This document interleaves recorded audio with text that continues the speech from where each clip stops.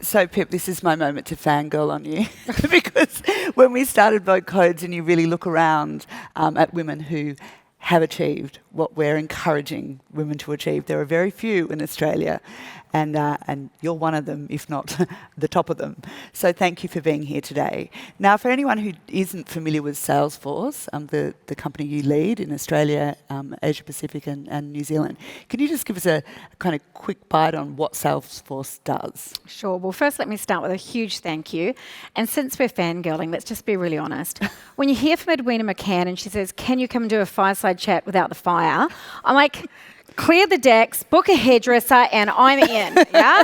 So come on, like if we're fangirling, that's it. But anyway, back to Salesforce. So for those of you who don't know, Salesforce is a 21-year-old technology company. And if you think about it, what they do is connect companies with their customers or their things. So if you're at Service New South Wales, and I'm sure you're all using their app, when you go into a Service New South Wales store or online, it helps understand who you are, what license you want to get, and makes that easy for you.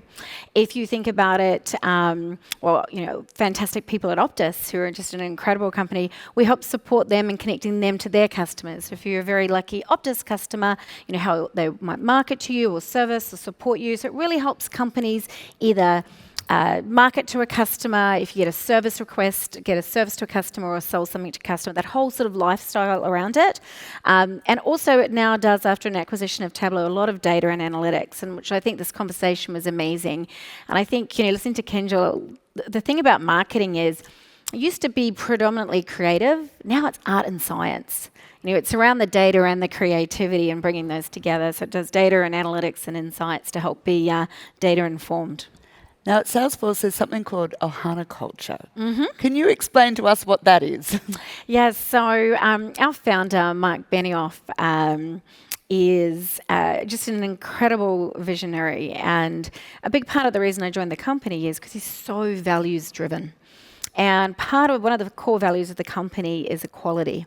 And it just underpins all that we do. And as part of that, there is some words that we use to talk about our team. And it's a Hawaiian word and basically means family. So when you come into the organisation, you are part of our family. When you're a customer, you are part of our family. When you're a partner, you're part of our family. And families come in all shapes, sizes and models.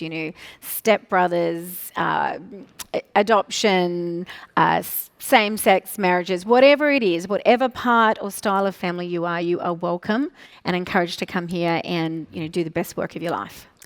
So now let's talk a little bit about you and your career trajectory. Where did you start? What did you study? Well, not much, actually. I was going to say beauty school dropout, except it wasn't beauty school, it was university dropout. I came from New Zealand, broke up with my boyfriend and called my brother living in Australia and said, can I come over for a bit, please? I'm having a hard time. So I came and slept on my brother's couch in the beautiful Sydney, Australia. And can I just say, we live in the best country on the planet. And I say that even born in New Zealand. I'm so grateful to live in this country. It's amazing. And I fell into IT. And somebody asked me last night, how did you start in IT? And I said, embarrassingly, $500. And I got offered a couple of jobs when I'd moved here. One was in banking and one was at a tech company. And I made the decision to take that job because one paid $500 more than the other. Now, in the early 90s, $500 is a lot of money. Still $500 is a lot of money. And it was my first really early lesson. Money doesn't buy you happiness. And I went to a company with a culture, and how I was treated, especially as a female, was terrible. And I remember calling my dad after a few things had happened at this particular company, and my dad said, that's not what it's supposed to be like. The environment you're operating in is not how any human being should be treated. You need to sort of get out of there. But whilst I took the job for $500, I started this whole tech thing. I thought, this technology thing is amazing. It is going to change the planet. It is going to change how we educate and drive better educational outcomes, better health outcomes, help small businesses, start and flourish. So I thought, okay, I need to stay in tech. I want to do tech, but I want to work in a company where I feel valued and respected. So I then went off into work for a Korean company called Samsung. and I learnt a lot. Now, I was selling monitors, and your choices were amber and green. So we've come a long way, folks. So fashionable. So fashionable. I'm not if you look at my wardrobe, black, white, navy, and just an occasional pop of pink or something in there. But yeah, and then I ended up at Microsoft. I stayed at Microsoft for 21 years. Now I'm really aging myself. And I loved it. It was an amazing company. I worked for them for 21 years, 8 of those in the US, where I married a Scotsman, because that's where you go to find good Scotsmen, America. I had 2 daughters, one that you know, one actually knew 2, another one's just sitting there. I said, normally I can't get Sophie to come with me to anything, but throw the word Vogue in, and she's like throwing her sister out of the way, going, I'm in. So I had my 2 children there, moved back to Australia, ran Microsoft Australia for 6 years as the managing director for Microsoft. Decided I wanted to go client side for a while, go and actually work in a customer that I've been, talking to about. So I went into financial services.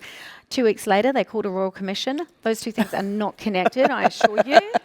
I did 2.5 years there, and then I got this call from Salesforce. And when I left Microsoft, I didn't feel like I could go and work for another tech company. I felt like I'd be cheating on a really good boyfriend.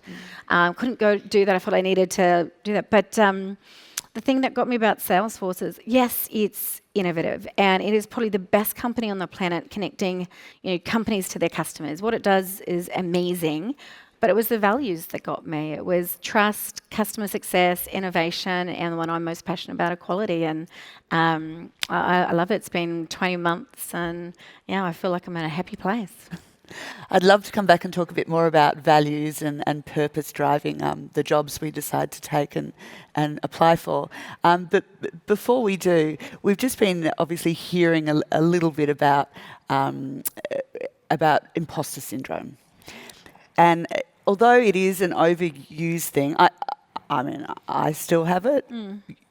Have you had moments where you think, how did I get here? Do I deserve this? Oh, look, constantly. I mean, there are times, especially earlier in my career, we'd be at a table and, there'd be a meeting and I was thinking, God, all these really super smart people, should I be here?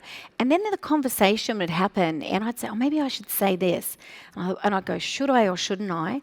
Then somebody else, predominantly a man, because that's most of the people in the tech industry then, is say the same thing. People are, that's brilliant. I was like, don't you hate that? 30 minutes ago, why didn't I say it? So yes.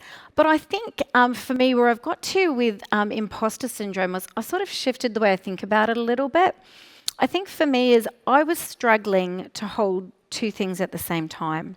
So for me, I want to be a team player. I don't want to be arrogant or it all be about me. So often as females, we want to be humble and we want to be a team player. But we also can have ambitions and want to contribute. And sometimes I would feel like it was hard to hold both of those things at the same time. So, if I wanted to ask for a promotion, could I ask for a promotion? Does that mean I'm not humble? And so I would struggle to do that. And I think the thing, I'm learning to do still is balance multiple things at the same time. Sometimes I might feel nervous about where I am. And maybe I feel a little bit like I'm not worthy, but I can also feel excited about it too. And so just getting better at holding multiple emotions and feelings and thoughts and then going, okay, what's most important? Is it most important now to hold on to the nervousness of the fear, or is it most important now to grab this opportunity and jump in and take some risk? And so it doesn't mean I don't feel nervous still or unworthy, but what's more important than that? It's growth, it's learning, it's contributing. And have you had leaders along the way, like certain bosses who you feel have helped push you through to the next level, given you confidence? A ton. Well, one is a mutual friend of ours, and one of my best friends now, Tracy Fellows, who's currently living in New York, working for News Corp, working for the CEO of News Corp, Robert Thompson, and she worked with me at Microsoft, and she is candidly one of the smartest women I know. She is smart, talented, and she was one of the toughest bosses I've ever had in my life. She held the bar right here, but then she supported me in getting over that, or caught me if I was maybe not doing it so well. So she was just and is still an amazing woman, and she was incredible. And the other one I always call out is probably Steve Vamos. He runs Xero now. He's an amazing Salesforce customer, actually, so I'm very proud of that, and a great New Zealand company. Steve's a great example of somebody, and I think we need people like this. And this is why I think the conversation on networking is important that we touched on the prior, Kendall spoke about. Steve believed in me sometimes before I believed in myself. You know, and it's that sense of somebody who goes, no, you can do that. And, you know, I believe in you and I've got your back and you can do this. And Steve really pushed me to think bigger about what was possible and what I could achieve. So coming back to purpose and drive, outside of your CEO job, you serve on the Rugby Board of Australia, a passionate member of CEW, I know, and you're a big advocate for greater diversity in the workforce, and do that very publicly. How important is it for you to be driven by a sense of values, and your values being quite publicly recognised? Have on occasion you felt a little criticised for some of them, and what do you do when you are? And is that even as or more fulfilling than any financial success you've had in a job? Yeah, the older I've got, the more it is important to me. And I think it was always there, but I wish, I make decisions now, I lead with that. And I tell the story about when I was joining Salesforce. I knew it was a great company. I knew the technology was amazing. But by the time I met Mark Benioff, the founder, I still wasn't 100% sure I was going to join. And he said to me, what do you need to know to help make this decision? And I said, well, I really want to understand the values. I've read your website. Every company has values. Even companies who have had massive failures of values have them, and they all say integrity, respect, and blah, blah, blah. But I said, I want to know what you have sacrificed for your values. What have you given up? When have you walked away from revenue because living those 4 values is more important than the revenue you could make? And I think that's the truth. So if your values, if you don't put money and time behind the values, it's just a piece of word on a paper or a website. And he shared a couple of stories with me, and the one that he talked about was going to the governor of a particular state in America, which was looking at changing some legislation which would remove some rights from marriage equality in that particular state. And he went into that state and he said, if you pass this legislation, we won't be investing in this state, we won't be hiring jobs, putting people into here. And he went to our employees in that state and said, if this legislation passes, it removes your equal rights, then we will fund you moving to a state that does do that and give you a job in that state. So it's putting money behind your value and standing up to a customer who was a big public sector customer of the companies and saying, we won't play if you do that. And so it was stories like that. And they're hard to do because they cost you something. That's when your values can actually cost you something. And I'd been in a prior role, I'd been part of the marriage equality campaign in Australia. And I had a lot of people coming up to me saying, I didn't know you were gay. And I'm not. You don't have to be gay to stand up for values, especially values of others that we have naturally. And I'd been part of the marriage equality campaign with Paul Zahara, who and I were on the lots of us doing hearts and rainbow flags, and I was in the media. And one weekend I'd been at the gym, and I was in my lycra, which is not my best look, to be honest, standing at the sushi place afterwards, get some sushi, take it home. And I saw this woman looking at me, and I'm thinking, do I know her? She comes over to me and she goes, are you that woman in the marriage equality campaign? And I'm like, chest pumps up a bit. I'm like, I'm famous. And I was like, yes. And then she just ripped me apart. Just said terrible things to me about what I was doing and what I was standing for. I was like, oh, not the conversation I thought I was about to have, really. I was just thinking, so, yeah, you will have people who hold differences of agreement with you, okay? And I respect her right to have an opinion, I just don't respect her opinion. And so I absolutely have had people challenge me for making those stands, but I would absolutely do that time and time again. So, and that's why I joined the company I joined, and I wouldn't work with a company, I wouldn't work for a company that I didn't feel like there was alignment in values. It's too important. So what I notice consistently with some of the female CEOs I deal with, obviously Optus, Amex is another one, yourself, is that you are very effective at attracting women into senior management roles. Vogue Codes is about trying to get more women into those roles overall, but specifically in the tech industry. What do you think is holding women back? And do you, by attracting those women, is the pipeline there to replace those women into those roles where they've come from. Yeah, it was an interesting comment for the other night. So, look, STEM careers are amazing. And STEM, science, technology, engineering, maths, they feed you into lots of job clusters, into medical, into engineering, into data science, technology. So there's a really broad range of careers that STEM skills can take you into, which is fantastic. And we've seen great progress in representation in certain areas, certainly in areas like medical. However, in certain areas, engineering, technology, my backyard, we still have a long way to go. So I think we have to make sure we are degendering some of the perceptions about these roles, showing this next generation of incredibly talented women that these roles are not just guys' jobs, that women can come in here and be successful, and we need that. Because the absence of diversity in STEM jobs is actually material. My favourite story is, let me ask you all a question. Who in this room wants the airbag to work for them? Anybody? Me too. When the airbag was launched, a disproportionate amount of women and children were hurt. Now, why do you think that was? A man designed it. 100% male design team that used the crash test dummy, designed a crash test dummy that was an average man's body. Now, that was the absence of diversity at the table. So we need to have diversity in design and engineering and medical. And there's a lot of stories. There's a great podcast, Julia Gillard does. One of them is with an incredible woman. It's about the gender data gap in medical fields and the incredible lack of gender information on women that has caused problems and gaps in solving medical problems. We need women at the table. And so we've got to get more women through STEM to get into those places. And when we get them into those places, when we get equality and equity and representation there, we've got to help them be successful there. In this country, over 60% of law graduates are female. But when you get to the boardroom, it's not 60%.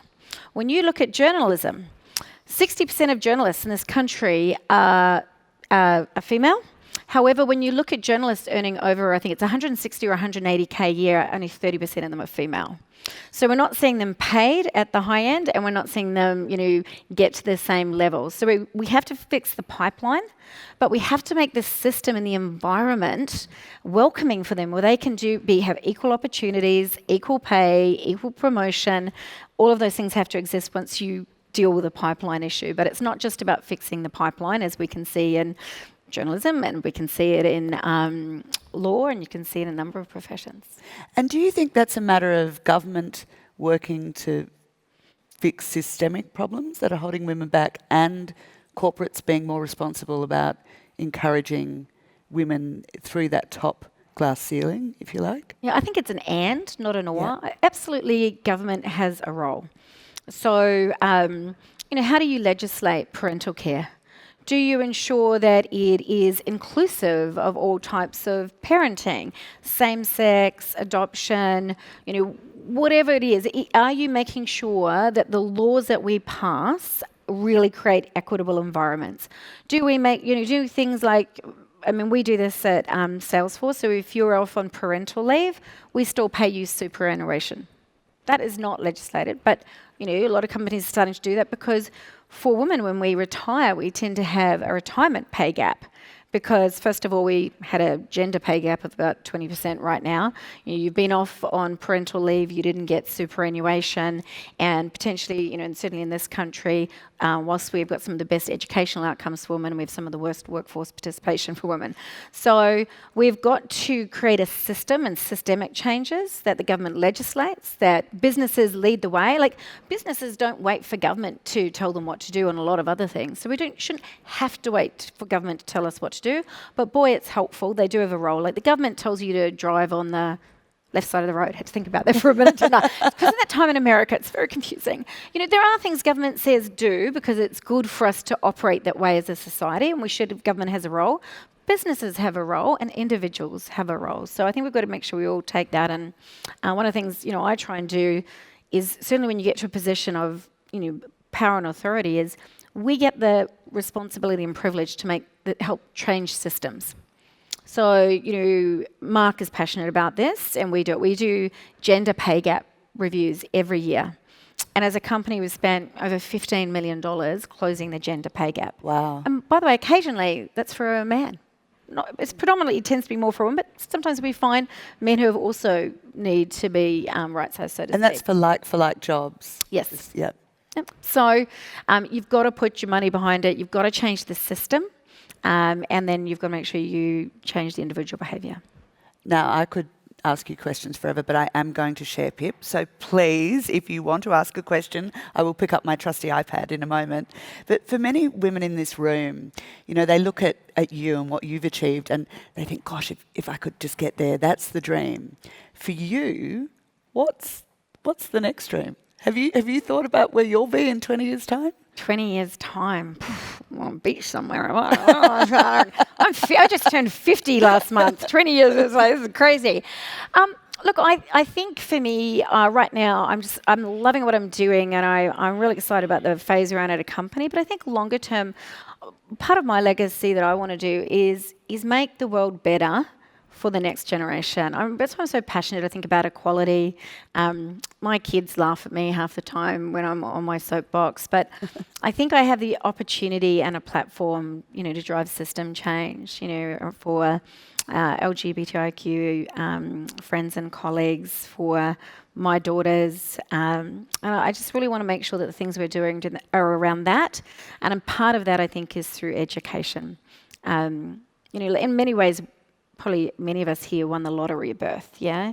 You don't choose where you're born. And my parents were very super supportive and amazing. We didn't come from a lot of money, but we had, you know, great values, and we give that back. But I believe education, if we can give, you know, especially those who are coming from, you know, disadvantaged backgrounds, you know, stronger, more education, then we will help drive, you know, more productivity, better economic outcomes, better social outcomes. And so I've always been involved in some not-for-profits around education, and even at Salesforce, we just did $1 million to career trackers, $500,000 to career trackers, and Schools Plus. And so career trackers focuses on the Indigenous community. And Schools Plus, schools in disadvantaged communities, and they're doing mentoring and programs to help try and break that cycle and improve educational outcomes for those who maybe don't get it as accessibly as some of us. So staying in the education and the equality space, I think. And I know you do give up a lot of personal time like you're doing today, and really, you know, put your time behind your purpose as well. Is that something you've always done? Do you think you're just that type of communicator? No, I really came from my family. I mentioned, like, I'm one of 5 kids, and we did not have a lot of money growing up. And my mum was one of eight children. Her dad died when she was 6, and my mother was a nun. So not when she had me. I know, just to clarify. About to say, I know as soon as I say that, oh, this is a whole other half hour. And no, my father was never a priest, because that's always the next question I get asked after that. But she went into the convent, spent 6 years in the convent, and came out. But I grew up in a family that was always giving back. So we took in a refugee family from China, and then we took in a second one. On Friday nights, we were never allowed to answer the phone. My mum manned the rape hotline. And those days, by the way, there's no mobile phone. So if the phone rang on a Friday night, only person allowed to answer it was mum, because she was manning that hotline. So my parents were always donating their time and what money they could. They did planned giving. To be thought, well, just, you know, funding 5 kids, it was just, you know, a lot. But they always taught me that you can give your time, treasure, or talents. Mm-hmm. So sometimes you don't have money, you give your time, you donate your time back. Your treasures, your capabilities, the things that you can do to help other organisations do that.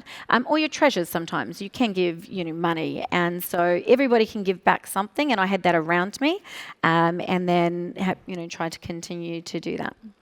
So in the spirit of that, there are many questions here. So I'm now going to share you and be very, very well behaved.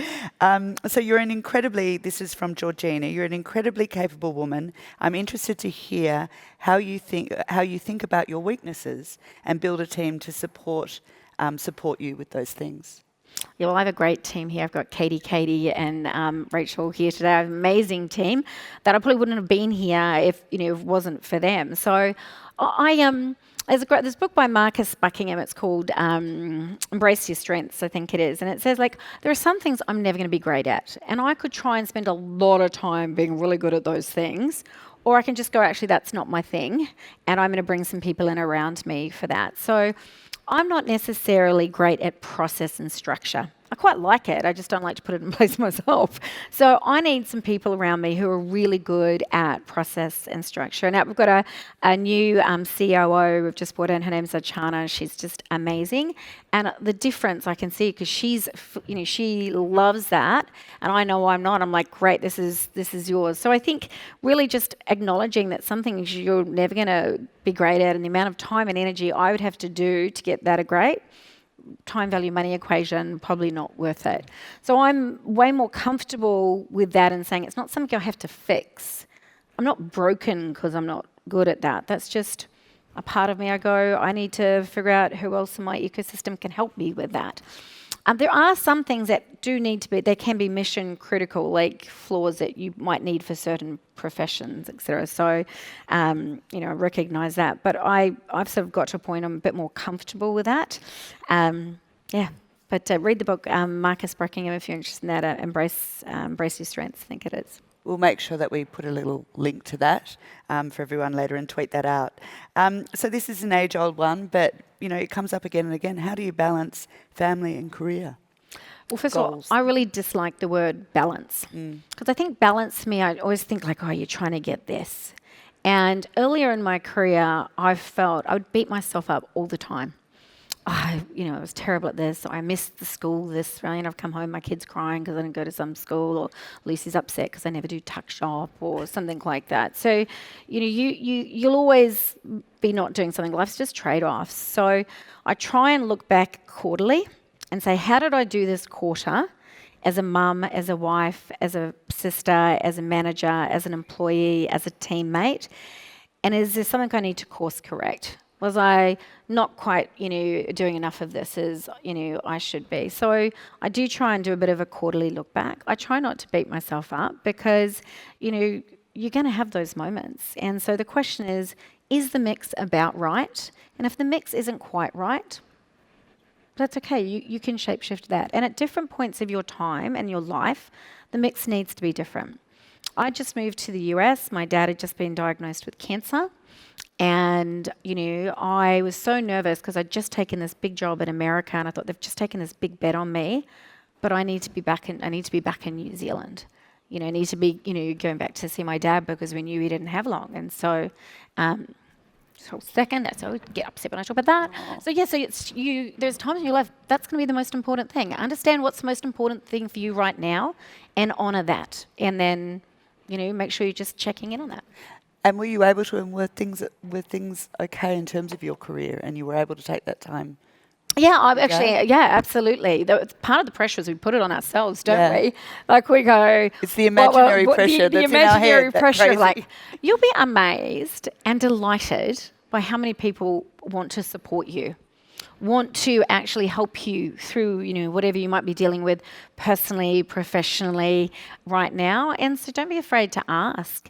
But also, I would say in reflection, if I was working for a company that didn't want to support me going through that, then I'm probably at the wrong company. Because at the end of the day, we've all got, mums, dads, brothers, sisters, family of some form or function, and that's part of our life. So back to values, organisations you're aligned to, work for the companies who care about, what you care about. And it's give-get, yeah? I always think it's important for me to give it back to the company too and contribute. And there's times where it's a really busy period of time and I'm going to have to go.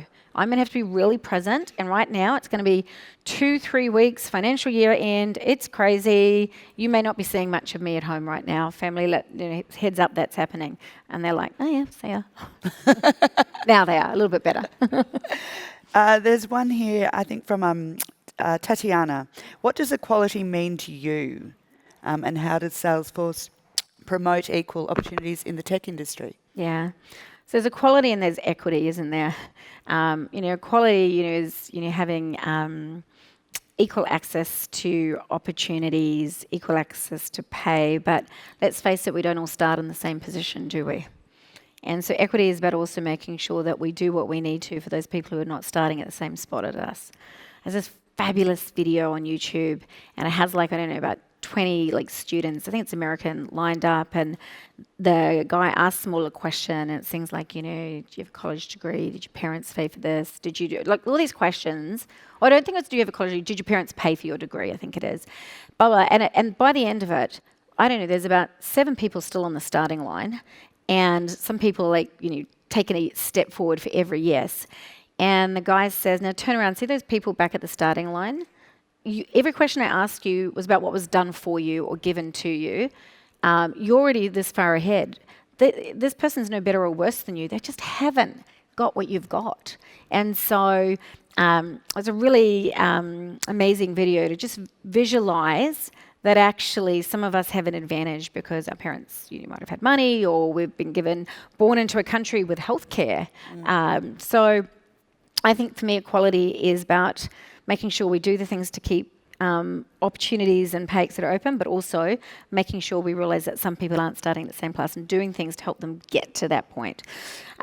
For us, that means, when you're coming to interview with us, we put diversity on the interview panel. So we want to make sure that you're seeing diversity in us, different, races, religions, genders, teams. So you, as you're coming in, can see, differences, and we can be testing our biases. Everybody has an unconscious bias. It's just human. But we try and build into our interview model and interview training for everybody who interviews, to understand our own biases. There's a recency bias, confirmation bias, affinity bias. Really doing a lot of education to make sure people are aware of that and go through that process. We put in system change reviews, as say, around pay, different slices and dices to data to try and find out where we have got that. We give back a lot. We have 13 equality groups, our Salesforce Women's Network, our Outforce around LGBTIQ, our Faith Force, people of different faith. It was really amazing through the marriage equality work. We had our LGBTI equality group and our faith equality group get together and talk, because it is about respecting diversity in opinions and how we all come together and, reflect that. So, yeah, we do a lot to create that for our employees. We've done a lot too right now to try and make sure as we are focusing on, before some of the skills, doing things like we have a free enablement training platform. You can all get on it, Trailhead, and really going out and encouraging, especially women, to come into Trailhead and explore technology and start to build skills for STEM. So, from equality groups to funding to recruitment to promotional reviews, all of those have strong equality views and put in there to make sure we are trying to weed out bias where it exists and give equal opportunities.